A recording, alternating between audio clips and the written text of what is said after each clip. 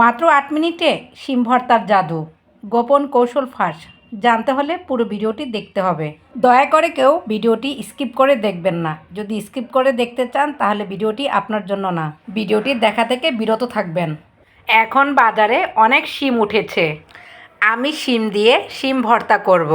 তার জন্য আমি শিমগুলোকে ধুয়ে সামান্য পানি দিয়ে এবং সামান্য পরিমাণ লবণ দিয়ে শিমগুলোকে সিদ্ধ করতে দিব।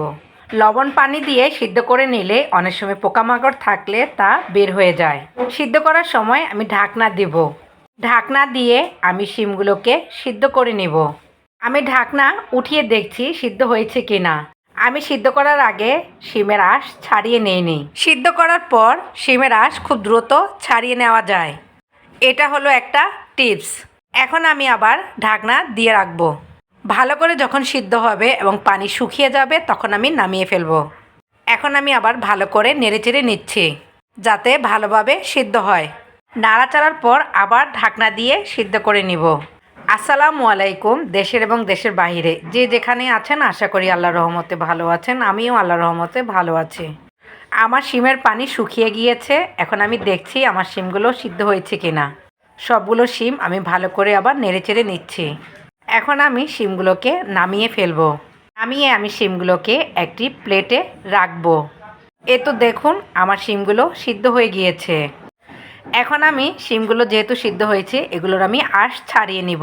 আমি শিম ভর্তা করার সময় শিমের আঁশ শিম সিদ্ধ হওয়ার পর ছাড়িয়ে নিই। এ তো আমি এভাবে প্রত্যেকটা শিমের আঁশ ছাড়িয়ে নিব। দেখেন প্রত্যেকটা শিমের আঁশ আমি খুব দ্রুত ছাড়িয়ে নিচ্ছি। শিমের আঁশ ছাড়িয়ে নিতে আমার কোনো কষ্ট হচ্ছে না। ভর্তা মাছ মাংসকেও হার মানায়। মাছ মাংস দিয়েও মনে হয় এত ভাত খাওয়া যায় না যা ভর্তা দিয়ে এক নিমিষে 1 প্লেট ভাত খাওয়া যায়। আমার মতো কারা ভর্তা লাভার আছেন কমেন্ট করে জানাবেন। আমরা বাঙালিরা ভর্তা খেতে খুব পছন্দ করি। ভর্তা খেতে চায় না এমন মানুষ আমরা খুব কমই দেখি। বাজারে সকল সবজির দাম বেশি, শিমের দামও কম নয়।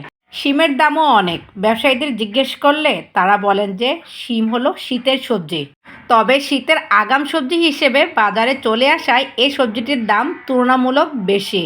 এ তো আমার সবগুলো শিমের আঁশ আমি ছাড়িয়ে নিয়েছি। নিয়মিত শিম খেলে কোষ্ঠকাঠিন্য দূর হয়, হৃদরোগের ঝুঁকি অনেকটাই কমায়, কোলন ক্যান্সারের বিরুদ্ধে প্রতিরোধ গড়ে তোলে। শিম গর্ভবতী নারী ও শিশুর অপুষ্টি দূর করতে ভালো কাজ করে। এখানে কাঁচামরিচ, রসুন, পেঁয়াজ, শুকনা মরিচ লাগবে শিম ভর্তার জন্য। আমি চুলায় একটি ফ্রাই প্যান দিয়েছি। ফ্রাই প্যান দেওয়ার পর এর ভিতর আমি তেল দিয়েছি। তেল যখন গরম হয়েছে তখন এর ভিতর আমি পেঁয়াজ এবং রসুন তেলের ভিতর ছেড়ে দিয়েছি। তারপর কাঁচামরিচ, শুকনা মরিচ একে একে সবগুলো দিয়ে নিব। তারপর সবগুলো আমি একসাথে ভেজে নিব। এখন আমি সবগুলো একসাথে ভালো করে নেড়ে চেড়ে নিব। যখন সবগুলো ভাজা হবে তখন আমি এগুলো একটি প্লেটে নিয়ে নিব। পেঁয়াজ আমি একদম ভাজা ভাজা করব না। এই ভর্তাটি খেতে অনেক দারুণ হয়েছে। আপনারাও আমার এই recipe step by step follow করে বানিয়ে নেবেন।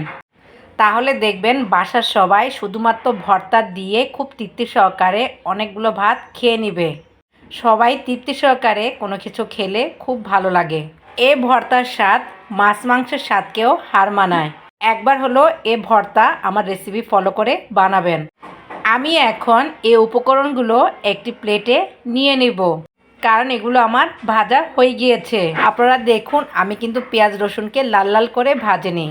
পেঁয়াজ রসুন লাল লাল করে ভাজলে ভর্তার কালারটা আবার অন্যরকম হয়ে যাবে। আমি এখন শিমগুলোকে পাটায় বেটে নিচ্ছি। আমি এখানে শুধু শিম বেটে নিচ্ছি। বাকি উপকরণগুলো আমি পরে আলাদা করে বেটে নিব। শিমটাকে আমি মিহি করে বেটে নিব। বাটাবাটির ঝামেলার কারণে আমরা অনেকে বেটে ভর্তা খেতে চাই না, কিন্তু পাটায় বেটে ভর্তা খেলে ভর্তা অনেক মজা হয়। আমরা অনেকেই বাটাবাটির ঝামেলা না করে ঝটপট হাতে মেখে ভর্তা করে খাই। সে ভর্তার চাইতে বাটাবাটির ভর্তা খুব মজা হয়। শিম খেলে যেমন উপকার হয় তেমন অপকারও হয়। শিমে থাকা প্রচুর পরিমাণে ফাইবার ও প্রোটিন অতিরিক্ত খেলে গ্যাস, পেট ফাঁপা এবং হজমে নানা রকম সমস্যা দেখা দিতে পারে। আমার শুধু শিম বাটা হয়ে গিয়েছে। এখন আমি বাকি উপকরণগুলো একসাথে পাটায় ভালো করে বেটে নিব। শিমে অক্সালেট নামক একটি যোগ থাকে যা কিডনিতে পাথর হওয়ার ঝুঁকি বাড়াতে পারে। বিশেষ করে যাদের কিডনিতে পাথর হওয়ার প্রবণতা রয়েছে, যাদের অ্যালার্জি আছে তাদের শিম না খেলে ভালো। তাদের শিম খাওয়া থেকে বিরত থাকা উচিত। শিম আলাদা করে বেটে নিলে এবং বাকি উপকরণগুলো আলাদা করে বেটে নিলে তাহলে ভর্তার কালারটা খুব সুন্দর হয়। তাই আমি সবগুলো একসাথে বেটে নিই। ব্লেন্ডারও ভর্তা করে খাওয়া যায়, কিন্তু ব্লেন্ডারের ভর্তা খেতে ভালো লাগে না। সে ভর্তাটা একটু পানি পানি হয়। আমার মতো করে কেউ কি এভাবে ভর্তা বানিয়েছেন আগে কখনো? যদি বানিয়ে থাকেন তাহলে কমেন্ট করে জানাবেন। সবাই গঠনমূলক কমেন্ট করবেন। স্প্যাম কমেন্ট করা থেকে বিরত থাকবেন। আপনাদের সুন্দর সুন্দর কমেন্ট পড়তে আমার খুব ভালো লাগে। আপনাদের সুন্দর সুন্দর কমেন্ট আমাকে নতুন নতুন ভিডিও বানাতে উৎসাহ দেয়। একদিন ভিডিও না দিলে আপনারা ইনবক্স করে বলেন, আপু ভিডিও দেননি যে। আপনার ভিডিও দেখার জন্য অধীর আগ্রহে বসেছিলাম। আমার প্রতি আপনাদের ভালোবাসার কারণে আজকে আমি এত দূর এসেছি। তার জন্য মহান আল্লাহর কাছে শুকরিয়া এবং আপনাদের কাছে অনেক কৃতজ্ঞ। পেঁয়াজ, রসুন, শুকনা মরিচ, কাঁচামরিচ সবগুলো একসাথে আমার বাটা হয়ে গিয়েছে। আলাদা আলাদা করে বাটলে যেমন ভর্তার কালারটা খুব সুন্দর হয়, তেমন স্বাদটাও দ্বিগুণ বেড়ে যায়। এখন আমি পাটা থেকে কেচে সবগুলো একসাথে একটি প্লেটে নিয়ে নিব। ভর্তা করার পর কখনো পাটায় ভাত খেয়েছেন? আমি অনেক খেয়েছি, কিন্তু মুরব্বীরা পাটায় ভাত খেতে নিষেধ করে। পাটায় নাকি ভাত খাওয়া ভালো না। আমি এই উপকরণগুলো বাটার সময় লবণ দেইনি। যখন আমি মেখে নিব ভর্তা তখন আমি লবণ দিব। তো আমি আলাদা করে শিম বেটে নিয়েছি। শিমের সাথে আমি বাকি বাটা উপকরণগুলো মিশিয়ে নিয়েছি। পর আমি ধনিয়া পাতা দিয়েছি। ধনিয়া পাতা দেওয়ার পর আমি লবণ দিব। লবণ দেওয়ার পর সবগুলো আমি একসাথে ভালো করে মেখে নিব। ভর্তাটা খুবই লোভনীয় হয়েছে। চমৎকার স্বাদে ভরপুর ছিল এই ভর্তাটা। আমি একটা উপকরণ এখনও দেইনি। সেটা না দিলে ভর্তা আমার কাছে ভর্তা মনে হয় না। এই উপকরণের ঝাঁঝালো গন্ধটা আমার কাছে খুব ভালো লাগে। সর্দি কাশির জন্য খুব উপকার। আপনারা বুঝে গিয়েছেন আমি কোন উপকরণের কথা বলেছি।